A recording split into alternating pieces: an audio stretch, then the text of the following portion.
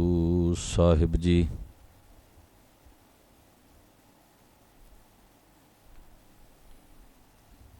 ਤੇਰੀ ਕਵਨ ਕਵਨ ਗੁਣ ਕਹੇ ਕਹੇ ਗਾਵਾਂ। ਤੂੰ ਸਾਹਿਬ ਗੁਣੀ ਨਿਦਾਨਾ।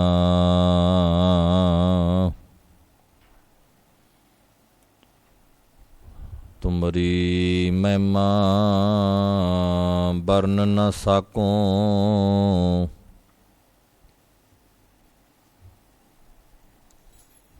ਤੂੰ ਠਾਕੁਰ ਊਚ ਭਗਵਾਨਾ।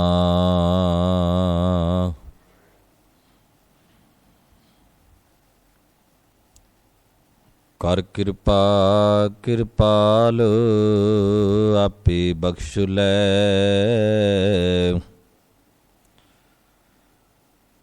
ਸਦਾ ਸਦਾ ਜਪੀ ਤੇਰਾ ਨਾਮ। ਸਤਿਗੁਰ ਪਾਏ ਪਏ। ਧੰਨ ਵਾਹਿਗੁਰੂ ਸਾਹਿਬ ਜੀ।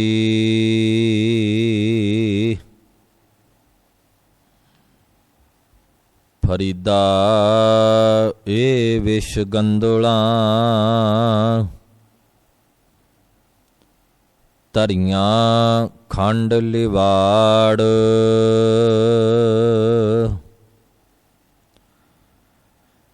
ਇੱਕ ਰਾਹਿੰਦੇ ਰਹਿ ਗਏ। ਇੱਕ ਰਾਧੀ ਗਏ ਉਜਾੜ।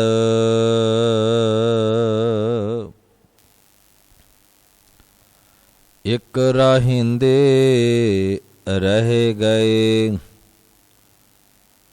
ਇੱਕ ਰਾਧੀ ਗਏ ਉਜਾੜ।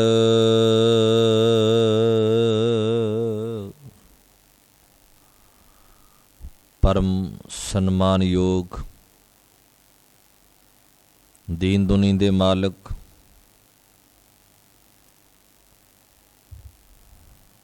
ਧੰਨ ਧੰਨ ਸਾਹਿਬ ਸ੍ਰੀ ਗੁਰੂ ਗ੍ਰੰਥ ਸਾਹਿਬ ਸੱਚੇ ਪਾਤਸ਼ਾਹ ਮਹਾਰਾਜ ਤਿਨਾਂ ਦੀ ਪਾਵਨ ਪਵਿੱਤਰ ਹਜ਼ੂਰੀ ਅੰਦਰ ਸੱਜ ਬੈਠੇ ਗੁਰੂ ਪਿਆਰੇ ਗੁਰੂ ਸਵਾਰੇ ਅਤੀ ਸਤਿਕਾਰਯੋਗ ਸਤਸੰਗੀ ਜਨੋ। ਗੁਰੂ ਪਾਤਸ਼ਾਹ ਜੀ ਨੇ ਅਪਾਰ ਕਿਰਪਾ ਕੀਤੀ ਹੈ। ਸਤ ਸੰਗਤ ਦੀਆਂ ਘੜੀਆਂ ਸੁਭਾਗ ਹੋਈਆਂ ਹਨ।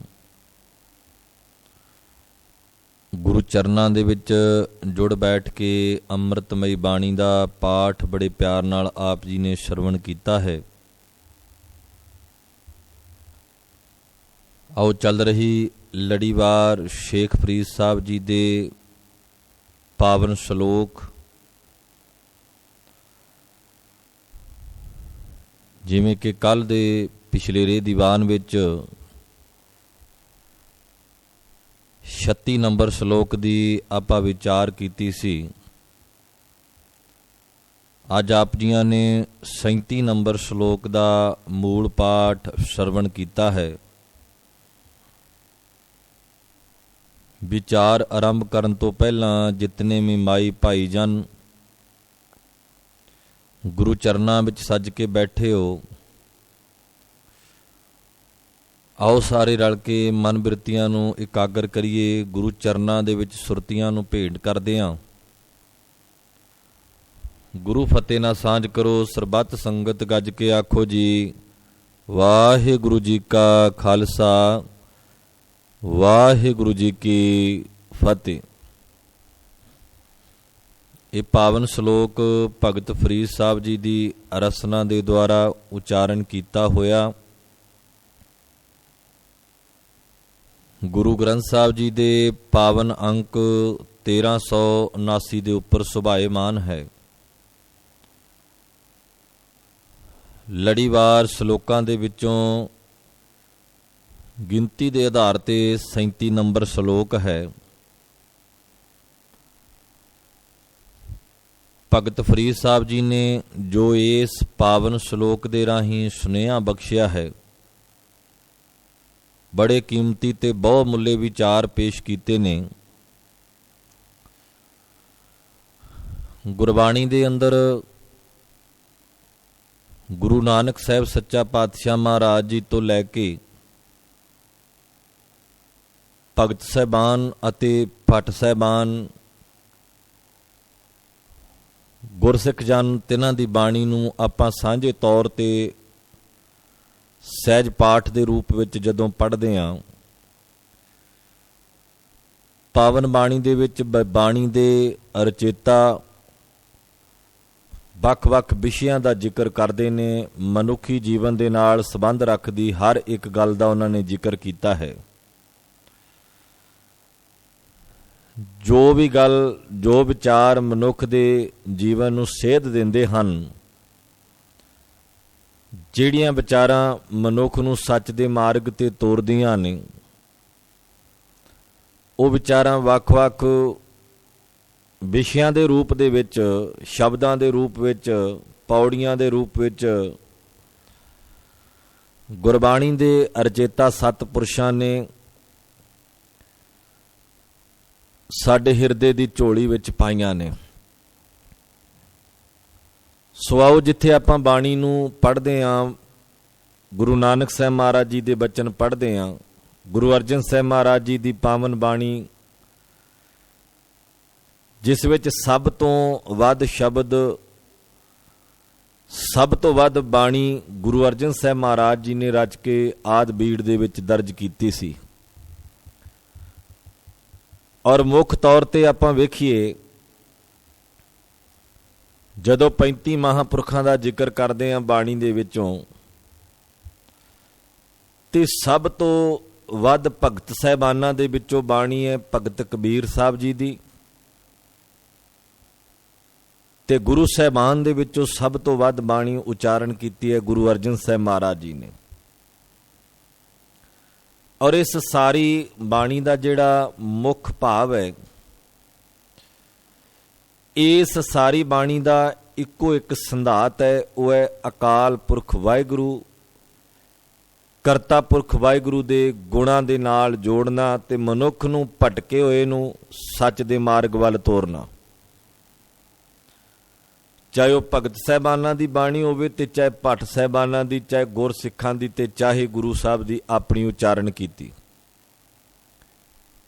ਸਹੀ ਨਜ਼ਰੀਏ ਨਾਲ ਜਦੋਂ ਪੜ੍ਹਨ ਦਾ ਯਤਨ ਕਰਾਂਗੇ, ਵਿਚਾਰਨ ਦਾ ਯਤਨ ਕਰਾਂਗੇ, ਤੇ ਮਹਾਰਾਜ ਨੇ ਸਾਡੇ ਆਮ ਜੀਵਨ ਦੀਆਂ ਗੱਲਾਂ, ਜੋ ਕਿ ਅਸੀਂ ਰੋਜ਼ਮਰਾ ਦੀ ਜ਼ਿੰਦਗੀ ਦੇ ਵਿੱਚ ਜੋ ਜੋ ਕਰਮ ਕਰਦੇ ਹਾਂ, ਜੋ ਜੋ ਸਾਡੇ ਸਾਹਮਣੇ ਆਉਂਦਾ ਹੈ, ਜੋ ਸਾਡੇ ਦੇਖਣ ਤੇ ਸੁਣਨ ਤੇ ਬੋਲਣ ਵਿੱਚ ਆਉਂਦਾ ਹੈ, ਉਹ ਸਾਰੀਆਂ ਗੱਲਾਂ ਦਾ ਮਹਾਰਾਜ ਨੇ ਜ਼ਿਕਰ ਕੀਤਾ ਔਰ ਸੁਚੇਤ ਕੀਤਾ ਆਉਣ ਵਾਲੀ ਵਿਪਤਾ ਤੇ ਮੁਸ਼ਕਲ ਤੋਂ। ਜਿਹੜੀ ਵਿਪਤਾ ਸਾਡੇ ਸਿਰ ਤੇ ਆਉਣ ਵਾਲੀ ਹੈ, ਮਹਾਰਾਜ ਨੇ ਉਹਦੇ ਵਾਸਤੇ ਸਾਨੂੰ ਪਹਿਲੋਂ ਸੁਚੇਤ ਕੀਤਾ ਹੈ। ਤੂੰ ਕਾਮੀ ਨਾ ਬਣ ਜਾਵੀਂ, ਤੂੰ ਵਿਸ਼ਈ ਨਾ ਬਣ ਜਾਵੀਂ, ਵਿਭਚਾਰੀ ਨਾ ਬਣ ਜਾਵੀਂ, ਰਿਸ਼ਵਤਖੋਰ ਨਾ ਬਣ ਜਾਵੀਂ, ਨਰਕ ਵਾਲਾ ਦਰਵਾਜ਼ਾ ਨਾ ਖੋਲ ਬੈਠੀ ਕਿਧਰੇ। ਇਹ ਸਾਰੀਆਂ ਗੱਲਾਂ ਦਾ ਮਹਾਰਾਜ ਨੇ ਜ਼ਿਕਰ ਕੀਤਾ ਹੈ। ਇੱਕ ਨਹੀਂ, ਦੋ ਨਹੀਂ, ਚਾਰ ਨਹੀਂ, 10 ਨਹੀਂ, ਮਹਾਰਾਜ ਨੇ ਸਾਰੀ ਬਾਣੀ ਦੇ ਵਿੱਚ ਵੱਖ-ਵੱਖ ਸ਼ਬਦ ਵਰਤ ਕੇ ਸਾਡੇ ਜੀਵਨ ਦੀ ਘਾੜਤ ਕੱਢੀ ਹੈ। ਪਰ ਦੋ ਗੱਲਾਂ ਬੜੀਆਂ ਸਮਝਣ ਵਾਲੀਆਂ ਨੇ। ਇਹਨਾਂ ਦੋ ਗੱਲਾਂ ਦੀ ਜਿਹੜਾ ਮਨੁੱਖ ਪਰਖ ਕਰ ਗਿਆ, ਸੰਸਾਰ 'ਚ ਰਹਿੰਦਿਆਂ ਜੀਵਨ ਅੰਦਰ ਕਦੀ ਧੋਖਾ ਨਹੀਂ ਖਾਂਦਾ। ਇੱਕ ਤੇ ਚੰਗਾ ਤੇ ਇੱਕ ਮਾੜਾ, ਇਹ ਦੋ ਚੀਜ਼ਾਂ ਦੀ ਪਰਖ ਕਰਨੀ ਹੁੰਦੀ ਹੈ। ਤੇ ਬਿਨਾਂ ਗਿਆਨ ਤੋਂ, ਬਿਨਾਂ ਸੋਝੀ ਤੋਂ ਬੰਦਾ ਮਾੜੇ ਨੂੰ ਚੰਗਾ ਵੀ ਕਹਿ ਸਕਦਾ ਤੇ ਚੰਗੇ ਨੂੰ ਮਾੜਾ ਵੀ ਕਹਿ ਸਕਦਾ, ਕਿਉਂਕਿ ਗਿਆਨ ਨਹੀਂ ਹੈ, ਜਾਣਕਾਰੀ ਨਹੀਂ ਹੈ। ਸੂਝ ਬੂਝ ਦਾ ਹੋਣਾ ਬੜਾ ਜ਼ਰੂਰੀ ਹੈ। ਜਦੋਂ ਮਨੁੱਖ ਦੇ ਕੋਲ ਗਿਆਨ ਹੋਵੇਗਾ, ਸੋਝੀ ਹੋਵੇਗੀ, ਤੇ ਉਹ ਸੱਚਮੁੱਚ ਚੰਗੇ ਨੂੰ ਚੰਗਾ ਤੇ ਮਾੜੇ ਨੂੰ ਮਾੜਾ ਕਹਿਣ ਵਾਲੀ ਬਿਰਤੀ ਰੱਖੇਗਾ। ਅਦਰਵਾਈਜ਼ ਜੇ ਗਿਆਨ ਨਹੀਂ ਹੈ ਤੇ ਮਾੜੇ ਨੂੰ ਚੰਗਾ ਤੇ ਚੰਗੇ ਨੂੰ ਮਾੜਾ। ਔਰ ਸਮਾਜ ਵਿੱਚ ਬਹੁ ਗਿਣਤੀ ਕਰ ਵੀ ਇਦਾਂ ਹੀ ਰਹੀ ਹੈ। ਲੋਕ ਝੂਠੇ ਨੂੰ ਸ਼ਾਬਾਸ਼ ਦਿੰਦੇ ਨੇ, ਸੱਚੇ ਨੂੰ ਕੌਣ ਪੁੱਛਦਾ ਹੈ? ਸੱਚੇ ਨੂੰ ਤਾਂ ਪਿੱਠ ਕਰ ਲੈਂਦੇ ਨੇ। ਇਹਦਾ ਅਰਥ ਇਹ ਨਹੀਂ ਹੈ ਵੀ ਸੱਚ ਦੀ ਕੀਮਤ ਨਹੀਂ ਹੈਗੀ। ਇਹਦਾ ਅਰਥ ਇਹ ਹੈ ਵੀ ਝੂਠੇ ਲੋਕਾਂ ਦੀ ਗਿਣਤੀ ਹੀ ਵੱਧ ਹੈ। ਜਿਨ੍ਹਾਂ ਨੇ ਜੀਵਨ ਵਿੱਚ ਕੁਫਰ ਪਾਲਿਆ, ਕੁਫਰ ਤੋਲਿਆ, ਕੁਫਰ ਹੀ ਕਮਾਇਆ, ਉਹਨਾਂ ਲੋਕਾਂ ਦੀ ਗਿਣਤੀ ਵੱਧ ਅਸਲ ਵਿੱਚ।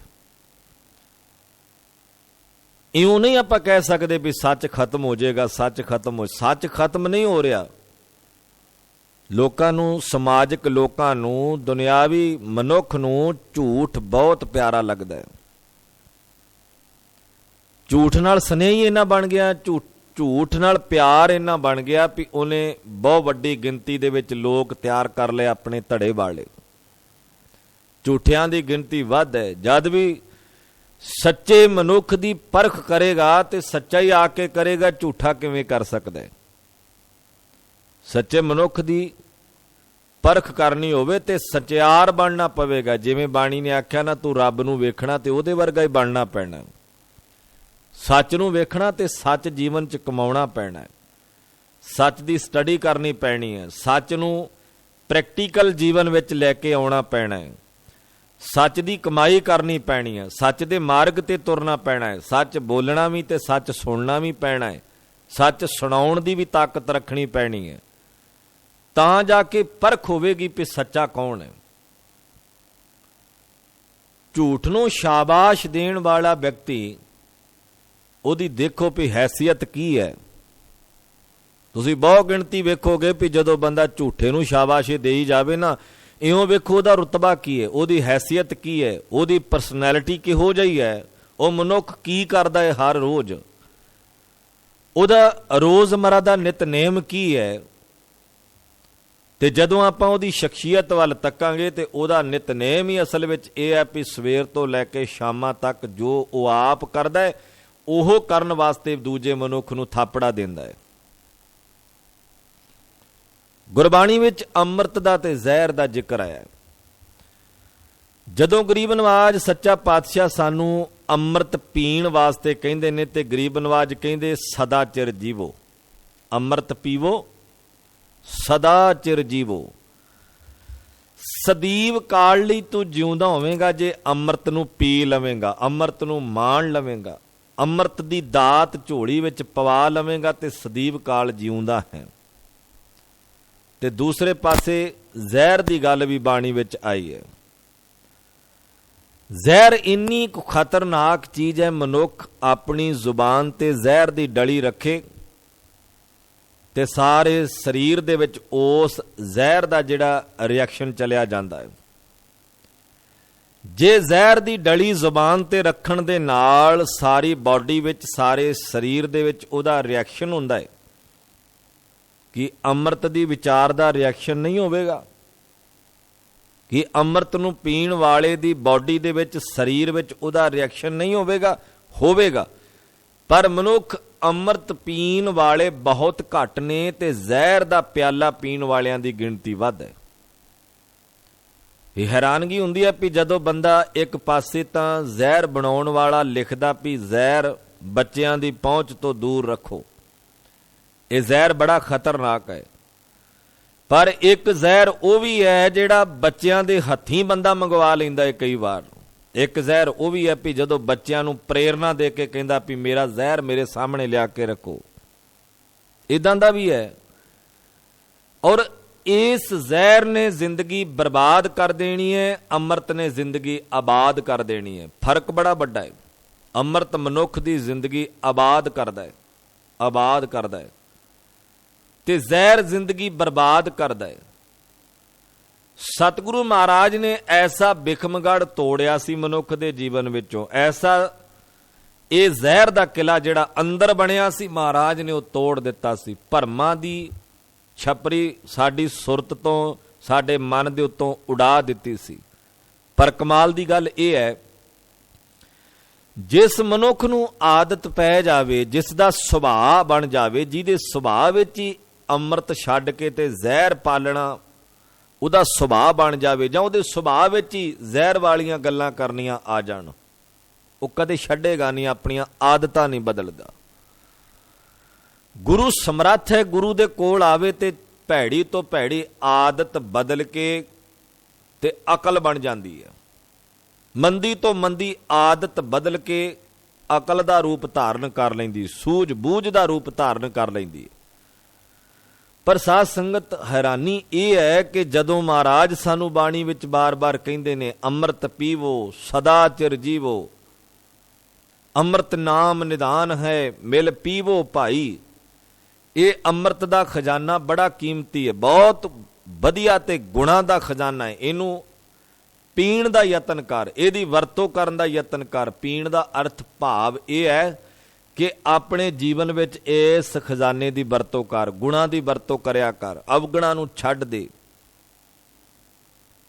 ਅਵਗੁਣ ਛੋੜ ਗੁਣਾ ਕੋ ਧਾਵੋ, ਕਰ ਅਵਗੁਣ ਪਛਤਾਹੀ ਜੀਓ। ਮਹਾਰਾਜ ਕਹਿੰਦੇ ਜੇ ਤੂੰ ਅਵਗੁਣ ਕਰੇਗਾ ਤੇ ਪਛਤਾਵਾ ਹੈ, ਜੇ ਗੁਣ ਜੀਵਨ ਵਿੱਚ ਪੈਦਾ ਕਰੇਗਾ ਤੇ ਆਨੰਦ ਹੈ। ਆਨੰਦ ਉਦੋਂ ਹੈ ਜਦੋਂ ਗੁਣੀ ਜਨ ਬਣ ਕੇ ਜਿਉਣਾ ਹੈ, ਪਛਤਾਵਾ ਉਦੋਂ ਹੈ ਜਦੋਂ ਅਵਗੁਣ ਪਾਲਦਾ ਹੈ। ਤੇ ਅਵਗੁਣਾਂ ਨੇ ਮਨੁੱਖ ਨੂੰ ਕੁਰਾਏ ਪਾਇਆ ਹੈ, ਅਵਗੁਣ ਹੀ ਮਨੁੱਖ ਦੇ ਜੀਵਨ ਵਿੱਚ ਰੁਕਾਵਟ ਬਣਦੇ ਨੇ। ਜਦੋਂ ਪਰਮਾਰਥ ਦੇ ਰਸਤੇ ਨੂੰ ਤੁਰਦਾ ਤੇ ਅਵਗੁਣ ਹੀ ਰੋਕਦੇ ਨੇ, ਹੋਰ ਕੌਣ ਰੋਕਦਾ ਹੈ ਅੱਗੋਂ। ਜਦੋਂ ਬਿਨੇ ਕੀਤੀ ਹੈ ਭਗਤ ਸਾਹਿਬਾਨਾਂ ਨੇ ਗੁਰੂ ਪਾਤਸ਼ਾਹ ਦੇ ਅੱਗੇ, ਅਕਾਲ ਪੁਰਖ ਉਸ ਪਰਿਪੂਰਨ ਪ੍ਰਮਾਤਮਾ ਦੇ ਅੱਗੇ, ਤੇ ਬਿਨੇ ਕਰਦਿਆਂ ਨੇ ਇਉਂ ਵੀ ਆਖਿਆ ਵੀ ਗਰੀਬ ਨਵਾਜ ਸਾਡਾ ਉਹ ਰਸਤਾ ਬੜਾ ਭੈੜਾ ਤੇ ਕੋਝਾ ਹੈ, ਜਿਸ ਰਸਤੇ ਤੇ ਅਸੀਂ ਚੱਲਦੇ ਹਾਂ ਉਹ ਰਸਤਾ ਬੜਾ ਖਤਰਨਾਕ ਹੈ, ਤੇ ਉਸ ਰਸਤੇ ਤੇ ਚੱਲਦੇ ਹਾਂ ਸਾਡਾ ਮਨ ਵੀ ਬੜਾ ਕਮਜ਼ੋਰ ਹੈ, ਸਾਡੇ ਲਈ ਬੜਾ ਡਾਢਾ ਰਸਤਾ ਲੱਗਦਾ ਹੈ, ਸਾਡੇ ਲਈ ਬੜਾ ਔਖਾ ਰਸਤਾ ਲੱਗਦਾ ਹੈ। ਘਟ ਅਵਕਟ ਡੂਗਰ ਘਣਾ ਇੱਕ ਨਿਰਗੁਣ ਬੈਲ ਹਮਾਰ, ਰਮਈਏ ਸਿਉ ਇੱਕ ਬੇਨਤੀ ਮੇਰੀ ਪੂੰਜੀ ਰਾਖ ਮੁਰਾਰ, ਮੇਰੀ ਪੂੰਜੀ ਬਚ ਜਾਵੇ। ਕੁਝ ਲੋਕ ਉਹ ਨੇ ਸੰਸਾਰ ਦੇ ਵਿੱਚ ਜਿਹੜੇ ਗੁਣਾਂ ਦੀ ਪੂੰਜੀ ਬਚਾ ਲੈਂਦੇ ਨੇ, ਕੁਝ ਉਹ ਨੇ ਜਿਹੜੇ ਗੁਣਾਂ ਦੀ ਉਜਾੜ ਦਿੰਦੇ ਨੇ। ਗੁਰਮੁਖ ਜਨ ਜਿਹੜੇ ਨੇ, ਭਗਤ ਜਨ ਜਿਹੜੇ ਨੇ, ਉਹ ਗੁਣਾਂ ਦੀ ਪੂੰਜੀ ਬਚਾ ਕੇ ਤੇ ਵਿਸ਼ੇ ਵਿਕਾਰਾਂ ਵਾਲੀ ਜਿੰਨੀ ਰਾਸ ਹੈ ਉਹਨੂੰ ਖਤਮ ਕਰ ਦਿੰਦੇ ਨੇ। ਪਰ ਮਨਮੁਖ ਬੰਦੇ ਅਵਗੁਣਾਂ ਦੀ ਰਾਸ ਬਚਾ ਲੈਂਦੇ ਨੇ ਤੇ ਗੁਣਾਂ ਦੀ ਗੰਠੜੀ ਗਵਾ ਲੈਂਦੇ ਨੇ। ਦੋਵੇਂ ਗੱਲਾਂ, ਅਵਗੁਣ ਤੇ ਗੁਣ, ਸੰਭਾਲਣਾ ਕੀ ਹੈ ਮਨੁੱਖ ਨੇ? ਕੱਚ ਸੰਭਾਲਣਾ ਜਾਂ ਸੋਨਾ ਸੰਭਾਲਣਾ ਹੈ? ਜਦੋਂ ਬੰਦਾ ਸੋਨੇ ਨੂੰ ਘਰੋਂ ਬਾਹਰ ਸੁੱਟ ਦੇਵੇ ਤੇ ਕੱਚ ਦੀ ਸੰਭਾਲ ਕਰੇ, ਸਮਝੋ ਬੇਸਮਝ ਹੋ ਗਿਆ ਉਹ ਬੰਦਾ, ਅਕਲ ਤੋਂ ਸਖਣਾ ਹੋ ਗਿਆ, ਸੂਝ ਬੂਝ ਤੋਂ ਵਾਂਝਾ ਹੋ ਗਿਆ ਉਹ ਮਨੁੱਖ ਜਿਹੜਾ ਸੋਨੇ ਨੂੰ ਘਰ ਤੋਂ ਬਾਹਰ ਚਲਾ ਕੇ ਕੂੜੇ ਕਰਕਟ ਵਿੱਚ ਸੁੱਟ ਰਿਹਾ ਤੇ ਕੱਚ ਦੀ ਸੰਭਾਲ ਕਰ ਰਿਹਾ, ਕੱਚ ਨੂੰ ਸਾਂਭ ਕੇ ਰੱਖਦਾ ਹੈ। ਉਸ ਮਨੁੱਖ ਦੇ ਕੋਲ ਅਕਲ ਦਾ ਘਾਟਾ ਹੈ, ਉਹਦੇ ਕੋਲੇ ਸੂਝ ਬੂਝ ਦਾ ਘਾਟਾ ਹੈ, ਉਹਨੂੰ ਸੋਝੀ ਨਹੀਂ ਹੈ, ਉਹਨੂੰ ਗਿਆਨ ਨਹੀਂ ਹੈ। ਜਦੋਂ ਗਿਆਨ ਹੋਵੇਗਾ ਫਿਰ ਪਤਾ ਲੱਗੇਗਾ ਵੀ ਕੱਚ ਸਾਂਭ ਕੇ ਰੱਖਣ ਵਾਲੀ ਚੀਜ਼ ਨਹੀਂ ਹੈ, ਅਸਲ ਵਿੱਚ ਸਾਂਭ ਕੇ ਰੱਖਣ ਵਾਲੀ ਚੀਜ਼ ਸੀ ਸੋਨਾ। ਕੱਚ ਨੂੰ ਤਜੋਰੀਆਂ ਵਿੱਚ ਨਹੀਂ ਰੱਖਿਆ ਜਾਂਦਾ, ਸੋਨੇ ਨੂੰ ਤਜੋਰੀ ਵਿੱਚ ਰੱਖਿਆ ਜਾਂਦਾ ਹੈ। ਇਹ ਉਦੋਂ ਪਤਾ ਲੱਗੇਗਾ ਜਦੋਂ ਸੂਝ ਬੂਝ ਆਵੇਗੀ। ਗੁਰਮੁਖ ਜਨਾਂ ਨੇ ਅਵਗੁਣਾ ਰੂਪ ਕੱਚ ਨੂੰ ਚਲਾ ਕੇ ਬਾਹਰ ਮਾਰਿਆ ਹੈ, ਗੁਣਾ ਰੂਪ ਸੋਨੇ ਨੂੰ ਸੰਭਾਲ ਕੇ ਰੱਖਿਆ ਹੈ। ਪਰ ਮਨਮੁਖ ਬੰਦਿਆਂ ਨੇ ਗੁਣਾ ਰੂਪ ਸੋਨੇ ਨੂੰ ਛੱਡ ਕੇ ਅਵਗੁਣਾ ਰੂਪ ਕੱਚ ਨੂੰ ਆਪਣੇ ਕੋਲ ਸੰਭਾਲ ਕੇ ਰੱਖਿਆ ਹੈ। ਬਹੁਤ ਵਾਰੀ ਮੈਂ ਬੇਨਤੀ ਕਰਦਾ ਹੁੰਨਾ, ਮਨੁੱਖ ਦੀ ਭਾਸ਼ਾ, ਬੋਲੀ, ਸੁਭਾਅ, ਇਹ ਸਾਰੀਆਂ ਚੀਜ਼ਾਂ ਜਿਹੜੀਆਂ ਨੇ ਮਨੁੱਖ ਦੀ ਸ਼ਖਸੀਅਤ ਬਾਰੇ ਦੱਸਦੀਆਂ ਨੇ। ਇਹਦੀ ਬੋਲੀ ਕਿਹੋ ਜਿਹੀ, ਇਹਦੀ ਭਾਸ਼ਾ ਕਿਹੜੀ ਹੈ, ਇਹਦਾ ਸੁਭਾਅ ਕਿਹੋ ਜਿਹਾ ਹੈ, ਇਹਦਾ ਰਹਿਣ ਸਹਿਣ, ਬੈਣ, ਉੱਠਣ, ਚੱਲਣ, ਫਿਰਨ, ਤੁਰਨ, ਖਾਣ, ਪੀਣ, ਪਹਿਨਣ, ਸਾਰੀਆਂ ਗੱਲਾਂ ਮਨੁੱਖ ਦੀ ਸ਼ਖਸੀਅਤ ਦਾ ਪ੍ਰਗਟਾਵਾ ਕਰਦੀਆਂ ਨੇ। ਜ਼ਹਿਰ ਦਾ ਪਿਆਲਾ ਪੀਣ ਵਾਲਿਆਂ ਨੇ, ਜ਼ਹਿਰ ਦਾ ਪਿਆਲਾ ਪੀਣ ਵਾਲਿਆਂ ਨੇ ਆਪਣੇ ਗੁਣਾਂ ਨੂੰ ਨਹੀਂ ਛੱਡਿਆ, ਉਹਨਾਂ ਨੂੰ ਆਖਿਆ ਵੀ ਤੁਸੀਂ ਜ਼ਹਿਰ ਦਾ ਪਿਆਲਾ ਪੀਓ। ਵੇਖੋ, ਇੱਕੇ ਪ੍ਰਕਰਣ ਨੂੰ ਆਪਾਂ ਜਦੋਂ ਸਮਝਣਾ ਹੋਵੇ ਨਾ, ਇੱਕ ਉਹ ਵੀ ਨੇ ਜਿਨ੍ਹਾਂ ਦੇ ਅੱਗੇ ਜ਼ਹਿਰ ਦਾ ਪਿਆਲਾ ਕੀਤਾ ਵੀ ਤੁਸੀਂ ਪੀਓ ਇਹਨੂੰ, ਉਹ ਕਹਿੰਦੇ ਗੁਣ ਨਹੀਂ ਛੱਡਾਂਗੇ, ਪਰ ਜੇ ਤੁਸੀਂ ਕਹੋ ਜ਼ਹਿਰ ਦਾ ਪਿਆਲਾ ਪੀਣ ਵਾਸਤੇ ਤੇ ਤਿਆਰ ਆ। ਉਹ ਜ਼ਹਿਰ ਦੇ ਪਿਆਲੇ ਦਾ ਘੁੱਟ ਭਰਦੇ ਨੇ, ਜੀਵਨ ਲੀਲਾ ਸਮਾਪਤ ਹੋ ਜਾਂਦੀ ਹੈ, ਪਰ ਕਦੇ ਵੀ ਉਹਨਾਂ ਨੇ ਆਪਣੇ ਜੀਵਨ ਵਿੱਚੋਂ ਗੁਣਾਂ ਨੂੰ ਦੂਰ ਨਹੀਂ ਕੀਤਾ। ਉਹਨਾਂ ਇਹ ਆਖਿਆ ਵੀ ਸੱਚ ਦਾ ਪੱਲੜਾ ਨਹੀਂ ਛੱਡਾਂਗੇ, ਸਜ਼ਾ ਭਾਵੇਂ ਜਿਹੜੀ ਮਰਜ਼ੀ ਸਾਨੂੰ ਦੇ ਦਿਓ, ਸਜ਼ਾਏ ਮੌਤ ਹੰਡਾਉਣ ਲਈ ਤਿਆਰ ਹਾਂ, ਸਜ਼ਾਏ ਮੌਤ ਨੂੰ ਗਲ ਨਾ ਲਾਉਣ ਲਈ ਤਿਆਰ ਹਾਂ, ਪਰ ਅਸੀਂ ਕਦੇ ਵੀ ਗੁਣਾ ਰੂਪ ਸੋਨੇ ਨੂੰ ਜੀਵਨ ਚੋਂ ਕੱਢ ਕੇ ਬਾਹਰ ਨਹੀਂ ਸੁੱਟਾਂਗੇ। ਇਹ ਤਾਂ ਸਾਡੇ ਹਿਰਦੇ ਦੀ ਤਜ਼ੋਰੀ ਦੇ ਵਿੱਚ ਰਹੇਗਾ। ਪਰ ਗੱਲ ਅਗਲੀ ਇੱਕ ਹੋਰ ਵੀ ਹੈ, ਮਨਮੁਖ ਬੰਦਾ ਜਿਹੜਾ ਹੈ ਉਹ ਗੁਣਾਂ ਦੀ ਰਾਸ ਗਵਾ ਲੈਂਦਾ। ਜਿਹਨੂੰ ਮਹਾਰਾਜ ਦੀ ਬਾਣੀ ਨੇ ਇਉਂ ਵੀ ਆਖਿਆ, ਗੁਣਾ ਗਵਾਈ ਗੰਠੜੀ ਅਵਗਣ ਚੱਲੀ ਬੰਨ। ਅਵਗਣਾ ਵਾਲੀ ਬੰਨ ਲੈਂਦਾ ਹੈ, ਗੁਣਾ ਵਾਲੀ ਗਵਾ ਲੈਂਦਾ ਹੈ। ਤੇ ਸਤਿਗੁਰੂ ਆਖਦੇ ਅਵਗਣ ਛੋੜ ਗੁਣਾ ਕੋ ਧਾਵੋ, ਅਵਗਣਾ ਨੂੰ ਛੱਡ ਦੇ। ਅਵਗਣ ਤਾਂ ਜ਼ਹਿਰ ਪੈਦਾ ਕਰਦੇ ਨੇ। ਜਿੰਨੇ ਪਦਾਰਥ ਦੁਨੀਆ ਦੇ ਵਿੱਚ ਨੇ ਨਾ, ਜਿੰਨੀ ਪਦਾਰਥਵਾਦੀ ਸੋਚਣਾ ਅਸੀਂ ਜੀਵਾਂਗੇ ਉਹਨਾਂ ਦੁਖੀ ਹੁੰਦੇ ਜਾਵਾਂਗੇ। ਕਿਉਂਕਿ ਅੱਜ ਦਾ ਜਿਹੜਾ ਪਾਵਨ ਸ਼ਲੋਕ ਹੈ ਨਾ, ਉਹਦੀ ਵਿਚਾਰ ਦੁਨੀਆ ਦੇ ਉਹਨਾਂ ਪਦਾਰਥਾਂ ਦਾ ਜ਼ਿਕਰ ਕੀਤਾ ਭਗਤ ਫਰੀਦ ਸਾਹਿਬ ਜੀ ਨੇ, ਜਿਨ੍ਹਾਂ ਨੂੰ ਹੈ ਤਾਂ ਜ਼ਹਿਰ ਦਾ ਰੂਪ ਨੇ, ਉਹ ਹੈ ਤਾਂ ਨਿਰਾ ਹੀ ਜ਼ਹਿਰ ਨੇ, ਪਰ ਇਉਂ ਕਹੋ ਵੀ ਜਿਵੇਂ ਕਿਸੇ ਖਾਣ ਵਾਲੀ ਜ਼ਹਿਰੀਲੀ ਵਸਤੂ ਨੂੰ ਮਿੱਠੇ ਦੇ ਵਿੱਚ ਲਪੇਟਿਆ ਹੋਵੇ, ਉਹਨੂੰ ਮਿੱਠਾ ਲਾ ਦਿੱਤਾ ਹੋਵੇ, ਖੰਡ ਲਾ ਦਿੱਤੀ ਹੋਵੇ, ਤੇ ਖਾਣ ਵਾਸਤੇ ਜ਼ੁਬਾਨ ਤੇ ਰੱਖੀਏ ਤੇ ਮਿੱਠਾ ਹੈ, ਪਰ ਜਦੋਂ ਬਾਡੀ ਵਿੱਚ ਜਾਵੇਗਾ ਉਹਦਾ ਰਿਐਕਸ਼ਨ ਕੁਝ ਹੋਰ ਹੋਵੇਗਾ। ਕਈ ਵਾਰ ਅਸੀਂ ਬੱਚੇ ਨੂੰ ਲਾਲਚ ਦਿੰਦੇ ਹਾਂ ਵੀ ਕੋਈ ਕੌੜੀ ਦਵਾਈ ਬੱਚੇ ਨੂੰ ਦੇਣੀ ਹੋਵੇ ਤੇ ਨਾਲ ਥੋੜਾ ਜਿਹਾ ਮਿੱਠਾ ਲੈ ਲੈਂਦੇ ਹਾਂ।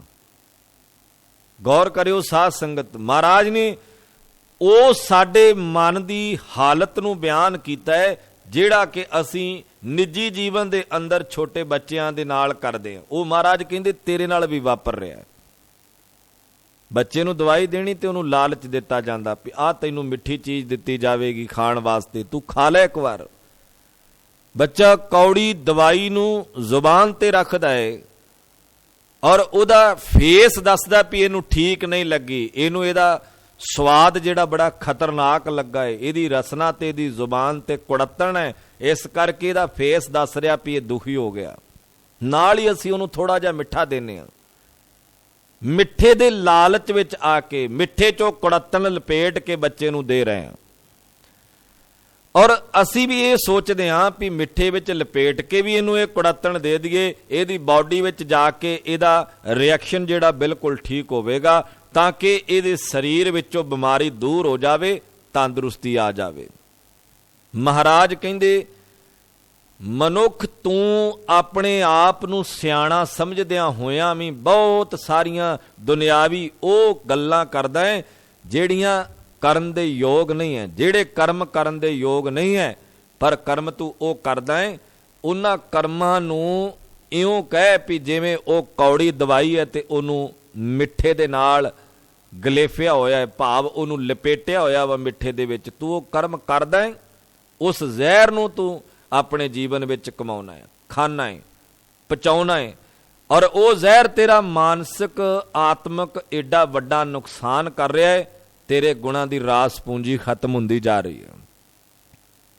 ਜ਼ਹਿਰ ਤਾਂ ਸਰੀਰ ਨੂੰ ਨਹੀਂ ਛੱਡਦਾ, ਤੇ ਜੇ ਬੰਦੇ ਦੇ ਮਨ ਵਿੱਚ ਜ਼ਹਿਰ ਇਕੱਠਾ ਹੋ ਜਾਵੇ, ਮਨ ਦਾ ਜ਼ਹਿਰ ਜਿਹੜਾ ਬੜਾ ਖਤਰਨਾਕ ਹੈ, ਵਿਚਾਰਾਂ ਦਾ ਜਿਹੜਾ ਜ਼ਹਿਰ ਹੈ ਨਾ, ਕ੍ਰੋਧ ਨੂੰ ਜਨਮ ਦਿੰਦਾ ਹੈ।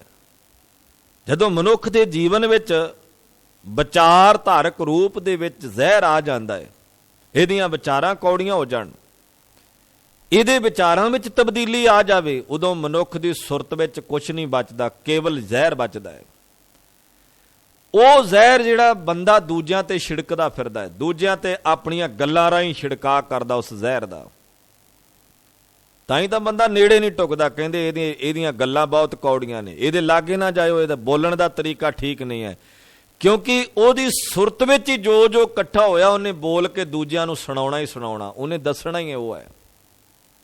ਇਸ ਲਈ ਵਿਚਾਰਵਾਨਾਂ ਦਾ ਮਤ ਕਹਿੰਦਾ, ਬੰਦਿਆ ਚੰਗੀਆਂ ਗੱਲਾਂ ਸੁਣਿਆ ਕਰ ਤੇ ਚੰਗੀਆਂ ਬੋਲਿਆ ਕਰ ਤੇ ਚੰਗੀਆਂ ਪੜ੍ਹਿਆ ਕਰ ਤੇ ਚੰਗੀਆਂ ਵੇਖਿਆ ਕਰ, ਤਾਂ ਜਾ ਕੇ ਤੂੰ ਸੁਰਤ ਵਿੱਚ ਕੁਝ ਚੰਗਾ ਇਕੱਠਾ ਕਰ ਸਕਦਾ ਹੈ। ਜੇ ਸੁਰਤ ਵਿੱਚ ਚੰਗਾ ਕੁਝ ਇਕੱਠਾ ਹੋਵੇਗਾ, ਫਿਰ ਛਿੜਕਾਅ ਵੀ ਉਹਦਾ ਹੀ ਕਰੇਗਾ ਤੂੰ। ਪਰਿਵਾਰਾਂ ਦੇ ਵਿੱਚ ਬੇਇਤਫਾਕੀ ਦਾ ਕਾਰਨ ਵੀ ਅਸਲ ਵਿੱਚ ਇਹ ਹੋ ਜਾਂਦਾ ਹੈ। ਅੱਜ ਜਦੋਂ ਅਸੀਂ ਸਮਾਜਿਕ ਤੌਰ ਤੇ ਵੇਖਦੇ ਹਾਂ, ਰਿਸ਼ਤੇ ਨਾਤੇ ਪ੍ਰੇਮ ਪਿਆਰ ਜਿੰਨਾ ਕੁਝ ਹੈ, ਸਾਨੂੰ ਕਿਤੇ ਨਾ ਕਿਤੇ ਪੱਖ ਇਹ ਕਮਜ਼ੋਰ ਹੁੰਦਾ ਦਿਸ ਰਿਹਾ ਹੈ, ਕਮਜ਼ੋਰ ਹੁੰਦਾ ਨਜ਼ਰ ਆ ਰਿਹਾ ਹੈ। ਅੱਜ ਦੇ ਅਜੋਕੇ ਸਮੇਂ ਦੇ ਵਿੱਚ ਜਿਹੜੇ ਸਾਡੇ ਪਰਿਵਾਰਕ ਸਮਾਜਿਕ ਰਿਸ਼ਤੇ ਨੇ ਨਾ, ਉਹ ਕਿਤੇ ਨਾ ਕਿਤੇ ਇੰਜ ਮਹਿਸੂਸ ਹੁੰਦਾ ਵੀ ਜਿਵੇਂ ਉਹਨਾਂ ਦਾ ਵੀ ਬਲੱਡ ਚਿੱਟਾ ਹੋ ਗਿਆ ਹੈ। ਜ਼ਿੰਮੇਵਾਰੀਆਂ ਨਿਭਾਉਣ ਲਈ ਕੋਈ ਤਿਆਰ ਨਹੀਂ ਹੈ, ਇੱਕ ਦੂਜੇ ਦੀ ਗੱਲ ਨੂੰ ਸਹਿਣ ਕਰਨ ਵਾਸਤੇ ਤਿਆਰ ਨਹੀਂ ਹੈ। ਹਰ ਮਨੁੱਖ ਜ਼ਹਿਰ ਦੀ ਪੰਡ ਸਿਰ ਤੇ ਰੱਖ ਕੇ ਤੁਰਿਆ ਫਿਰਦਾ ਹੈ। ਹਰ ਮਨੁੱਖ ਇਉਂ ਕਹਿੰਦਾ ਵੀ ਜਿਹੜੀ ਗੱਲ ਮੈਂ ਕਹਿ ਦੇਵਾਂ ਉਹ ਦੁਨੀਆ ਦਾ ਅਖੀਰਲਾ ਸੱਚ ਹੈ। ਜਦੋਂ ਇਹ ਗੱਲ ਲੈ ਕੇ ਤੁਰੇਗਾ ਨਾ, ਉਦੋਂ ਨਾ ਪਰਿਵਾਰ ਤੇ ਨਾ ਸਮਾਜ ਬਚੇਗਾ, ਉਦੋਂ ਕੁਝ ਵੀ ਨਹੀਂ ਬਚੇਗਾ। ਕੋਲ ਬਚੇਗਾ ਉਦੋਂ ਜਦੋਂ ਮਨੁੱਖ ਕਹੇਗਾ ਵੀ ਮੇਰੇ ਨਾਲੋਂ ਦੁਨੀਆ 'ਚ ਬਹੁਤ ਵੱਡੇ ਵੱਡੇ ਸਿਆਣੇ ਲੋਕ ਬੈਠੇ ਨੇ, ਇਹਨੂੰ ਪ੍ਰਵਾਨ ਕਰਨਾ ਪੈਣਾ। ਸੰਸਾਰ ਦੇ ਅੰਦਰ ਮੇਰੇ ਨਾਲੋਂ ਵੱਧ ਸੂਝ-ਬੂਝ ਰੱਖਣ ਵਾਲੇ ਦੁਨਿਆਵੀ ਲੋਕ ਬੈਠੇ ਨੇ, ਮੈਂ ਇਕੱਲਾ ਸਿਆਣਾ ਨਹੀਂ ਹੈ। ਬੜੇ ਲੋਕ ਨੇ, ਧਾਰਮਿਕ ਤੌਰ ਤੇ, ਰਾਜਨੀਤਿਕ ਤੌਰ ਤੇ, ਸਮਾਜਿਕ ਤੌਰ ਤੇ, ਪਰਿਵਾਰਕ ਤੌਰ ਤੇ ਬੜੇ ਬੜੇ ਜ਼ਿੰਮੇਵਾਰ ਲੋਕ ਬੈਠੇ ਨੇ। ਜਦੋਂ ਇਹ ਗੱਲ ਸਮਝ ਵਿੱਚ ਆਵੇਗੀ, ਉਦੋਂ ਸੌਦਾ ਸਾਡਾ ਘਾਟੇ ਬੰਦਾ ਨਹੀਂ ਹੋਵੇਗਾ, ਉਦੋਂ ਸਾਡਾ ਆਪਣਾ ਆਪਾ ਹੋਰ ਵਿਸ਼ਾਲ ਹੁੰਦਾ ਜਾਵੇਗਾ, ਹੋਰ ਅਸੀਂ ਆਪਣੇ ਆਪ ਦਾ ਵਿਕਾਸ ਕਰ ਰਹੇ ਹੋਵਾਂਗੇ, ਵਿਸਥਾਰ ਕਰ ਰਹੇ ਹੋਵਾਂਗੇ। ਅਜੇ ਸੋਚ ਦਾ ਘੇਰਾ ਬਿਲਕੁਲ ਗੋਲ ਹੋ ਗਿਆ, ਸੋਚ ਦਾ ਘੇਰਾ ਬੜਾ ਛੋਟਾ ਪੈ ਗਿਆ। ਤੇ ਜਦੋਂ ਸੋਚ ਦਾ ਘੇਰਾ ਹੀ ਛੋਟਾ ਪੈ ਜਾਵੇ ਨਾ, ਗੁਰੂ ਕੇ ਪਿਆਰਿਓ, ਇਸ ਛੋਟੇ ਘੇਰੇ ਦੇ ਵਿੱਚ ਜਿੰਨਾ ਕੁ ਜ਼ਹਿਰ ਇਕੱਠਾ ਕੀਤਾ ਉਬਲ ਉਬਲ ਕੇ ਬਾਹਰ ਨੂੰ ਆ ਰਿਹਾ, ਉਹ ਜ਼ਹਿਰ ਆਪਣਾ ਵੀ ਨੁਕਸਾਨ ਕਰਦਾ ਤੇ ਦੂਜਿਆਂ ਦਾ ਵੀ। ਜਿਹਨੂੰ ਗਰੀਬ ਨਵਾਜ਼ ਪਾਤਸ਼ਾਹ ਜੀ ਦੀ ਬਾਣੀ ਨੇ ਆਖਿਆ, ਆ ਪੀਨੇ ਭੋਗ ਭੋਗ ਕੇ ਹੋਏ ਭਸਮੜ ਭੌਰ ਸਿਧਾਇਆ। ਇੰਨਾ ਕੁ ਦੁਨਿਆਵੀ ਭੋਗਾਂ ਦੇ ਵਿੱਚ ਮਸ਼ਰੂਫ ਹੋ ਗਿਆ, ਇੰਨਾ ਕੁ ਖਚਤ ਹੋ ਗਿਆ, ਇੰਨਾ ਕੁ ਮਸਤ ਹੋ ਗਿਆ ਬੰਦਾ ਦੁਨਿਆਵੀ ਭੋਗਾਂ ਦੇ ਵਿੱਚ, ਪਦਾਰਥਾਂ ਦੇ ਭੋਗਾਂ ਵਿੱਚ ਇੰਨਾ ਕੁ ਮਸਤ ਹੋ ਗਿਆ। ਕਹਿੰਦੇ ਹੋਏ ਭਸਮੜ, ਭਸਮੜ ਕਹਿੰਦੇ ਨੇ ਸਵਾਹ ਨੂੰ, ਭਸਮ ਹੋ ਗਿਆ। ਤੇ ਇਹਦਾ ਤਾਂ ਹਾਲਤ ਉਹ ਬਣ ਗਈ ਹੈ ਜਿਵੇਂ ਬਲਦੀ ਹੋਈ ਅੱਗ, ਬੜੀਆਂ ਲਾਟਾਂ ਨਿਕਲ ਰਹੀਆਂ ਸਨ, ਔਰ ਨਿਕਲਦੀਆਂ ਲਾਟਾਂ ਜਦੋਂ ਆਪਣਾ ਰੂਪ ਖਤਮ ਕਰਦੀਆਂ, ਬਾਕੀ ਸਵਾਹ ਬਚਦੀ ਹੈ। ਤੇ ਸੱਚ ਜਾਣਿਓ, ਲਾਟਾਂ ਵੀ ਉੱਥੇ ਨਿਕਲਦੀਆਂ ਜਿੱਥੇ ਪਹਿਲੋਂ ਕੋਈ ਹੋਵੇ ਫਸਲ। ਪਿਛਲੇ ਸਮੇਂ ਦੇ ਦੌਰਾਨ ਅਸੀਂ ਬਹੁਤ ਐਸੀਆਂ ਘਟਨਾਵਾਂ ਵੇਖੀਆਂ ਤੇ ਸੁਣੀਆਂ। ਕਣਕ ਦੀ ਫਸਲ ਪੱਕੀ, ਕਿਧਰੇ ਅੱਗ ਲੱਗਦੀ ਹੈ, ਬੜੀਆਂ ਲਾਟਾਂ ਨਿਕਲਦੀਆਂ ਨੇ।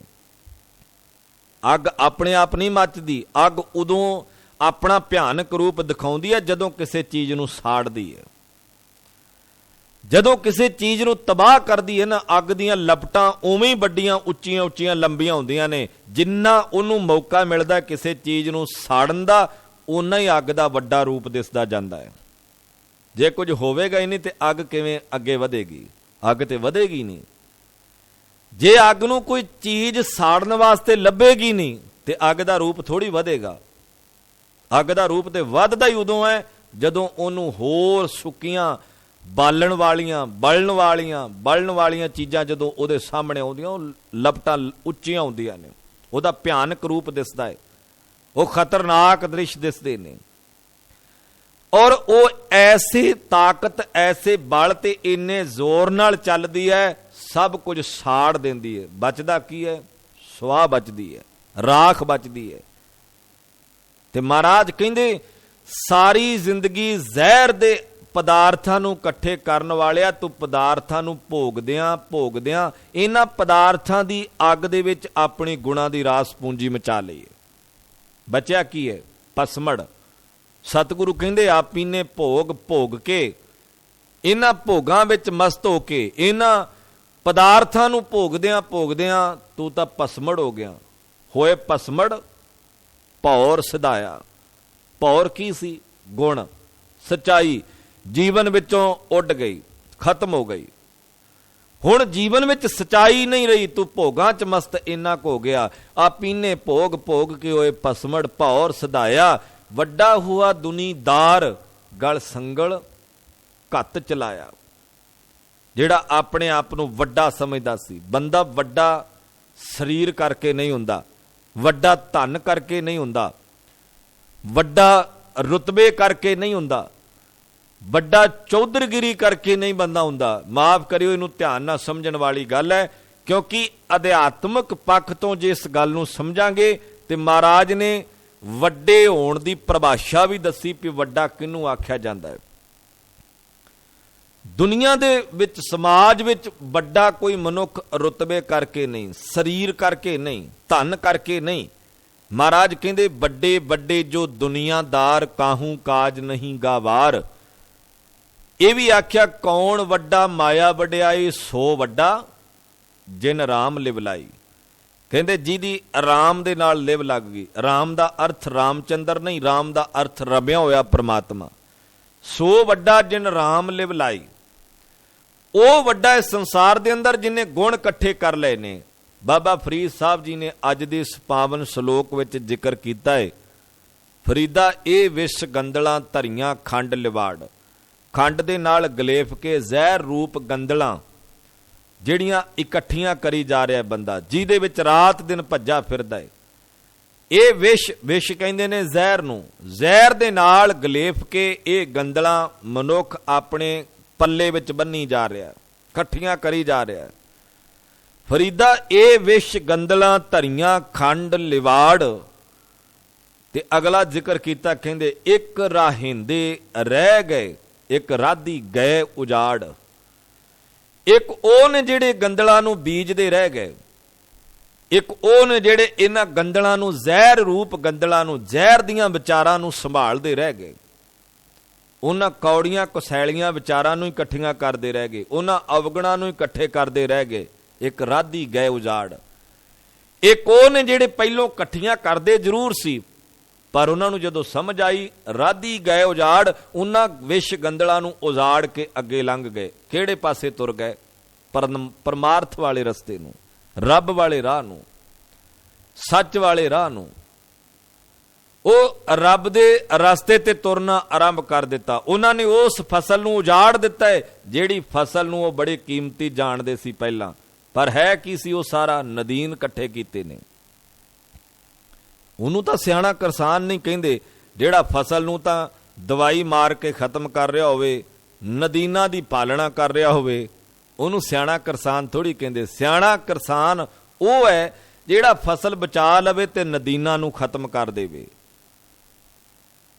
ਉਹਨੂੰ ਸਿਆਣਾ ਕਿਸਾਨ ਆਖਿਆ ਜਾਂਦਾ, ਜਿਹੜਾ ਅਨਾਜ ਬਚਾ ਲਵੇ, ਫਸਲ ਬਚਾ ਲਵੇ ਤੇ ਗੁੱਲੀ ਡੰਡਾ ਮਾਰ ਦੇਵੇ ਵਿੱਚੋਂ, ਉਹਨੂੰ ਕਹਿੰਦੇ ਸਿਆਣਾ ਕਿਸਾਨ ਹੈ। ਭਾਈ ਇਹਨੇ ਦਾਣੇ ਬਚਾ ਲਏ ਨੇ, ਨਦੀਨਾਂ ਨੂੰ ਖਤਮ ਕਰ ਦਿੱਤਾ। ਮਹਾਰਾਜ ਬਾਣੀ ਵਿੱਚ ਆਖਦੇ ਨੇ ਉਹ ਸਿਆਣਾ ਹੈ ਜਿਹੜਾ ਗੁਣਾਂ ਦੀ ਰਾਸ ਪੂੰਜੀ ਬਚਾ ਲਵੇ ਤੇ ਅਵਗੁਣਾਂ ਨੂੰ ਜੀਵਨ ਵਿੱਚੋਂ ਮਾਰ ਦੇਵੇ। ਅਵਗੁਣ ਕਿਹੜੇ ਕਿਹੜੇ ਰੂਪਾਂ ਵਿੱਚ ਆਉਂਦੇ ਨੇ ਉਹ ਤਾਂ ਵਿਸਤਾਰ ਕਰਨ ਦੀ ਲੋੜ ਨਹੀਂ ਹੈ। ਹਰ ਉਹ ਕੰਮ ਜਿਹੜਾ ਸਾਡੀ ਜ਼ਿੰਦਗੀ ਨਾਲ ਢੁਕਦਾ ਨਹੀਂ, ਉਹਨੂੰ ਮਹਾਰਾਜ ਦੀ ਬਾਣੀ ਨੇ ਅਵਗੁਣ ਆਖਿਆ। ਤੇ ਬਾਬਾ ਫਰੀਦ ਸਾਹਿਬ ਜੀ ਨੇ ਅੱਜ ਦੇ ਇਸ ਪਾਵਨ ਸ਼ਲੋਕ ਵਿੱਚ ਇੱਕ ਤਾਂ ਉਹਨਾਂ ਦਾ ਜ਼ਿਕਰ ਕੀਤਾ ਹੈ ਜਿਹੜੇ ਅਵਗੁਣਾਂ ਦੀ ਖੇਤੀ ਬੀਜਦੇ ਸੀ, ਪਰ ਜਦੋਂ ਪਤਾ ਲੱਗਾ ਵੀ ਅਵਗੁਣਾਂ ਦੀ ਖੇਤੀ ਪਾਰ ਉਤਾਰਾ ਕਰਨ ਵਾਲੀ ਨਹੀਂ ਹੈ, ਉਹਨਾਂ ਨੇ ਉਸ ਖੇਤੀ ਨੂੰ ਉਜਾੜ ਕੇ ਤੇ ਅੱਗੇ ਲੰਘ ਗਏ, ਬੀਜੀ ਛੱਡ ਕੇ ਅੱਗੇ ਲੰਘ ਗਏ। ਤੇ ਇੱਕ ਉਹ ਨੇ ਜਿਹੜੇ ਇਹਨਾਂ ਵਿਸ਼ ਗੰਦਲਾਂ ਦੇ ਵਿੱਚ ਤੁਰੇ ਫਿਰਦੇ ਨੇ, ਵਿਸ਼ ਗੰਦਲਾਂ ਦੀ ਜ਼ਹਿਰ ਰੂਪ ਵਿਚਾਰਾਂ ਦੀ ਖੇਤੀ ਬੀਜਦੇ ਰਹਿੰਦੇ ਨੇ। ਰਾਤ ਦਿਨ ਉਹ ਖੇਤੀ ਤਿਆਰ ਕਰਦੇ ਰਹਿੰਦੇ ਨੇ ਜ਼ਹਿਰ ਦੀਆਂ ਵਿਚਾਰਾਂ ਦੀ। ਇਹ ਵਿਸ਼ ਗੰਦਲਾਂ ਧਰੀਆਂ ਖੰਡ ਲਿਵਾੜ, ਇੱਕ ਰਹਿੰਦੇ ਰਹਿ ਗਏ। ਇਹ ਖੰਡ ਨਾਲ ਲਪੇਟ ਕੇ ਰੱਖੀਆਂ ਨੇ, ਬੜੀਆਂ ਮਿੱਠੀਆਂ ਮਿੱਠੀਆਂ ਵਿਚਾਰਾਂ ਦਿੱਤੀਆਂ ਜਾਂਦੀਆਂ। ਇਤਿਹਾਸਕ ਤੌਰ ਤੇ ਕੌਮ ਦਾ ਨੁਕਸਾਨ ਤਾਂ ਹੀ ਹੋਇਆ, ਬਾਬਾਵਾਦ ਨੇ ਬੜਾ ਵੱਡਾ ਨੁਕਸਾਨ ਕਰ ਦਿੱਤਾ। ਤੁਸੀਂ ਸੱਚਖੰਡ ਨੂੰ ਜਾਓਗੇ, ਫਲਾਣੇ ਮਹਾਂਪੁਰਖ ਸੱਚਖੰਡ ਪਹੁੰਚ ਗਏ, ਉਹਨਾਂ ਨੇ ਉੱਥੋਂ ਦਾ ਸਾਰਾ ਹਾਲ ਚਾਲ ਲਿਆ ਕੇ ਸੰਗਤਾਂ ਨੂੰ ਦੱਸਿਆ। ਗੱਲ ਬੜੀ ਚੰਗੀ ਲੱਗਦੀ ਸੁਣਨ ਵਾਸਤੇ, ਪਰ ਸਿਧਾਂਤਕ ਤੌਰ ਤੇ ਗੁਰਮਤ ਦੀ ਕਸਵੱਟੀ ਤੇ ਇਹ ਕਾਮਯਾਬ ਨਹੀਂ ਹੈ ਗੱਲ।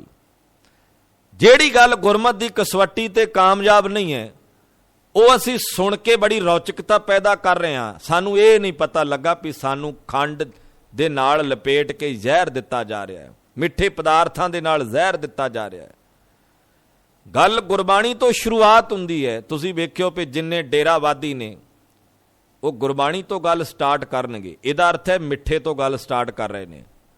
ਗੁਰਬਾਣੀ ਤੋਂ ਗੱਲ ਸਟਾਰਟ ਕਰਕੇ ਬਾਅਦ ਵਿੱਚ ਆਪਣੇ ਬਾਬਿਆਂ ਦੀਆਂ ਕੱਚ ਕਰੜ ਕਹਾਣੀਆਂ ਸੁਣਾ ਕੇ ਜਿੰਨਾ ਸਿੱਖ ਭਾਈਚਾਰਾ, ਜਿੰਨਾ ਗੁਰੂ ਨਾਨਕ ਨਾਮ ਲੇਵਾ ਸਿੱਖ ਸੰਗਤਾਂ ਨੇ, ਉਹਨਾਂ ਨੂੰ ਗੁੰਮਰਾਹ ਕਰਦੇ ਨੇ, ਉਹਨਾਂ ਨੂੰ ਬਾਬਾਵਾਦ ਨਾਲ ਜੋੜਦੇ ਨੇ, ਡੇਰਾਵਾਦ ਨਾਲ ਜੋੜਦੇ ਨੇ। ਬਾਅਦ ਵਿੱਚ ਗੱਲ ਗੁਰਬਾਣੀ ਤੋਂ ਆਰੰਭ ਕਰਦੇ ਨੇ।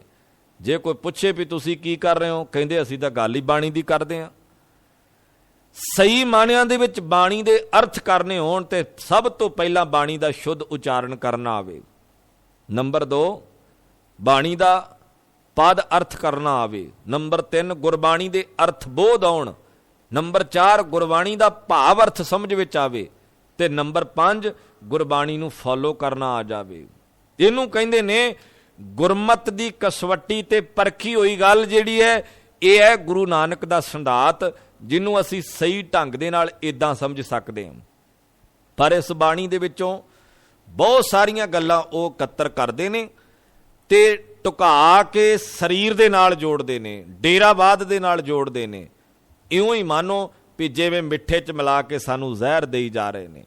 ਬਾਬਾ ਫਰੀਦ ਸਾਹਿਬ ਕਹਿੰਦੇ ਤੂੰ ਜ਼ਹਿਰ ਇਕੱਠਾ ਕਰ ਰਿਹਾ। ਫਰੀਦਾ ਇਹ ਵਿਸ਼ ਗੰਦਲਾਂ ਧਰੀਆਂ ਖੰਡ ਲਿਵਾੜ ਤੇਰੇ ਸਾਹਮਣੇ ਖੰਡ ਨਾਲ ਲਪੇਟ ਕੇ ਰੱਖੀਆਂ ਹੋਈਆਂ ਨੇ, ਖੰਡ ਵਿੱਚ ਗਲੇਫ ਕੇ ਰੱਖ ਦਿੱਤੀਆਂ ਤੇਰੇ ਸਾਹਮਣੇ, ਤੇ ਕਹਿਣ ਲੱਗੇ ਤੂੰ ਇਸ ਜ਼ਹਿਰ ਨੂੰ ਪਸੰਦ ਕਰ ਗਿਓ ਖੰਡ ਦਾ ਰੂਪ ਵੇਖ ਕੇ, ਖੰਡ ਦਾ ਰਸ ਵੇਖ ਕੇ। ਪਰ ਜਦੋਂ ਇਹਨੂੰ ਖਾ ਲਵੇਂਗਾ, ਜਦੋਂ ਇਹਨੂੰ ਵਰਤੇਂਗਾ, ਤੈਨੂੰ ਫਿਰ ਪਤਾ ਲੱਗਣਾ ਵੀ ਇਹਦੇ ਵਿੱਚ ਤਾਂ ਜ਼ਹਿਰ ਸੀ। ਇੱਕ ਰਾਹਿੰਦੇ ਰਹਿ ਗਏ, ਇੱਕ ਤਾਂ ਇਨ੍ਹਾਂ ਵਿਸ਼ ਗੰਦਲਾਂ ਦੇ ਮਗਰ ਲੱਗੇ ਰਹਿ ਗਏ ਸਾਰੀ ਜ਼ਿੰਦਗੀ। ਇੱਕ ਰਾਧੀ ਗਏ ਉਜਾੜ, ਇੱਕ ਬੀਜੀਆਂ ਹੋਈਆਂ ਉਜਾੜ ਕੇ ਅੱਗੇ ਲੰਘ ਗਏ। ਉਹ ਕੌਣ ਨੇ? ਉਹ ਗੁਰਮੁਖ ਜਾਨੇ ਜਿਹੜੇ ਪਰਮਾਰਥ ਦੇ ਰਸਤੇ ਵੱਲ ਨੂੰ ਤੁਰ ਗਏ, ਰੱਬ ਦੇ ਰਾਹ ਵੱਲ ਨੂੰ ਤੁਰ ਗਏ, ਗੁਰੂ ਵਾਲੇ ਰਸਤੇ ਵੱਲ ਨੂੰ ਤੁਰ ਗਏ। ਉਹਨਾਂ ਨੇ ਅਵਗਣਾ ਦੀ ਖੇਤੀ ਬੀਜੀ ਜ਼ਰੂਰ, ਪਰ ਛੱਡ ਗਏ ਵਿੱਚ ਹੀ। ਉਹ ਭਾਈ ਲਹਿਣੇ ਵਰਗੇ ਗੁਰਸਿੱਖ ਪਿਆਰੇ ਜਿਹੜੇ ਸਨ, ਉਹਨਾਂ ਨੇ ਬੜੀ ਖੇਤੀ ਬੀਜੀ ਇਦਾਂ ਦੀ, ਦੇਵੀ ਦਰਸ਼ਨਾਂ ਵਾਲੀ ਖੇਤੀ ਬੀਜੀ, ਸੰਗ ਲੈ ਕੇ ਜਾਂਦੇ ਸੀ ਖੇਤੀ ਬੀਜੀ ਇਦਾਂ ਦੀ। ਪਰ ਜਦੋਂ ਗੁਰੂ ਨਾਨਕ ਦਾ ਦੀਦਾਰ ਹੋਇਆ, ਉਹ ਸਾਰੀ ਬੀਜੀ ਬਿਜਾਈ ਖੇਤੀ ਛੱਡ ਕੇ ਪਰਮਾਰਥ ਦੇ ਰਸਤੇ ਵੱਲ ਨੂੰ ਤੁਰ ਗਏ। ਭਾਈ ਲਹਿਣਾ ਨਹੀਂ ਰਹੇ, ਗੁਰੂ ਅੰਗਦ ਬਣ ਗਏ। ਇਹ ਪ੍ਰਤਾਪ ਗੁਰੂ ਨਾਨਕ ਦੀ ਵਿਚਾਰਧਾਰਾ ਦਾ। ਗੁਰੂ ਰਹਿਮਤ ਕਰੇ ਅਸੀਂ ਆਪਣੇ ਜੀਵਨ ਵਿੱਚੋਂ ਅਵਗੁਣਾਂ ਨੂੰ ਬਾਹਰ ਕਰਕੇ ਗੁਣਾਂ ਦੀ ਰਾਸ ਪੂੰਜੀ ਇਕੱਤਰ ਕਰੀਏ, ਅਵਗੁਣਾਂ ਦੀ ਖੇਤੀ ਨੂੰ ਉਜਾੜ ਕੇ ਗੁਰਮਤ ਦੇ ਸੰਧਾਤ ਦੇ ਰਾਸਤੇ ਤੇ ਅਸੀਂ ਚੱਲਣ ਦਾ ਯਤਨ ਕਰੀਏ। ਸਤਿਗੁਰੂ ਸਾਨੂੰ ਸਭਨਾਂ ਨੂੰ ਗੁਰਸਿੱਖੀ ਦੀ ਦਾਤ ਅਤੇ ਚੜ੍ਹਦੀ ਕਲਾ ਵਾਲਾ ਜੀਵਨ ਬਖਸ਼ਿਸ਼ ਕਰਨ। ਭੁੱਲ ਚੁੱਕ ਦੀ ਖਿਮਾ ਬਖਸ਼ਣੀ। ਆਪ ਸਭ ਦਾ ਧੰਨਵਾਦ। ਸ਼ੁਕਰਾਨਾ ਮਾਲਕ ਦਾ ਫਤਿਹ ਬੁਲਾਓ।